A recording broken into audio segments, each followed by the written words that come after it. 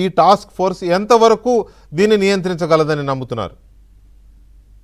వెంకటేష్ గారు నమస్తే. నమస్తే. డిబేట్ లో ఉన్న పెద్దలందరికీ నమస్కారం. ఈ డిబేట్ సారాంశం ఏంటి వెంకటకృష్ణ గారు? ప్రశ్నించటమేనా? అంతే. స్వాగతిస్తున్నాగా ప్రభుత్వం తరపున మేము స్వాగతించండి. అడ్డుకుంటున్నామా? ప్రశ్నలు స్వాగతిస్తున్నాం. ప్రశ్నలు ఎవరు అడ్డుకుంటారండి? ప్రశ్నను అడ్డుకోరు. ప్రశ్న మాటున చేస్తున్న హిందూ మత ధర్మం మీద దాడిని అరికడతారు ప్రభుత్వాలు, లేదా దేశ శాంతి భద్రతకి విఘాతం కలుగు చేస్తే చర్యలు తీసుకుంటారు. దేశ సార్వభౌమత్వాన్ని దాడి చేస్తే తిప్పికొడతారు.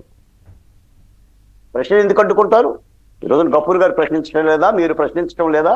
గత 5 ఏళ్ళు మేము ప్రశ్నించలేదా? ఈ 2 ఏళ్ళు ప్రశ్నించలేదా? మీరు ఒకసారి గుండెల మీద చేసుకొని చెప్పండి వెంకటకృష్ణ గారు. గత 5 ఏళ్ళు సోషల్ మీడియాలో జరిగిన హననం ఎంత మనం చూడలేదా? ఎన్ని మరణాలు సంభవించినాయి చూడటమేంటి? బాధితులం కదా. మహిళలు రోడ్ల మీదకి వచ్చారా? భర్తలకు ముఖం చూపించారా? పసిబిడ్డలకు అన్నం పెట్టారా? పవన్ కళ్యాణ్ గారు తిట్టిన తిట్టులేంటి? చంద్రబాబు నాయుడు గారిని తిట్టిన తిట్టులేంటి? ఏ మహిళను వదిలారు? కాబట్టి ప్రభుత్వం అధికారంలోకి వచ్చిన తర్వాత 2 ఏళ్లుగా కసరత్తు చేస్తుంది. సోషల్ మీడియా హన్నాన్ని ఆపాలని, చట్టాలు రూపొందించాలని, నిజానికి కక్ష బుద్ధిగా కేసు పెట్టాలనుకుంటే ఒక్కొక్క వైసీపీ నాయకుడి మీద 100 కేసులు పెట్టాలి. 100కి 100 పెట్టినా కూడా తక్కువే కాదా? మనం భరించలేదా? కానీ ప్రభుత్వం అలా వెళ్తుందా? ఎలా చేద్దాం ఏంటి అని చెప్పేసి అని ఒక ఫుల్ స్టాప్ అంటూ ఉండాలి కదా, ఒక పరిష్కారం అంటూ ఉండాలి కదా. అంటే ప్రశ్నించి ప్రశ్న మాటున రావణ కాష్టం చేసిన ప్రతి ఒక్కరిని కూడా ప్రజాస్వామికవాదిగా మీరు పాలేంటో నీళ్ళేంటో, మంచి ఏంటో చెడేంటో, కాలకేయులు ఎవరో, లేదంటే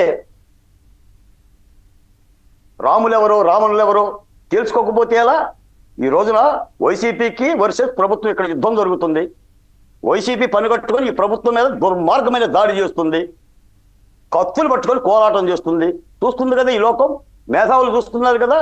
ఈ రోజున మేధావుల ప్రశ్న పేరు మీద కాలకేయులు రంగప్రవేశం చేశారు. Who is the PV Sunil Kumar? మాట్లాడే నైతిక అర్హత ఉందా? అంబటి రాంబాబు గారికి మాట్లాడే నైతిక అర్హత ఉందా? వాళ్ళు కదా కాలకేయులు.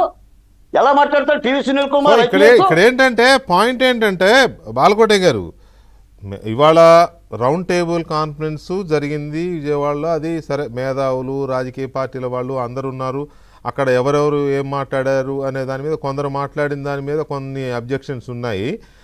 దాంట్లోకి వెళ్లే ముందు గఫూర్ గారు, మీరు సీనియర్ కమ్యూనిస్ట్, మీరు చాలా రకాల పోరాటాలు చేశారు, చాలా ఉద్యమాలు చేశారు, రాజకీయ పార్టీ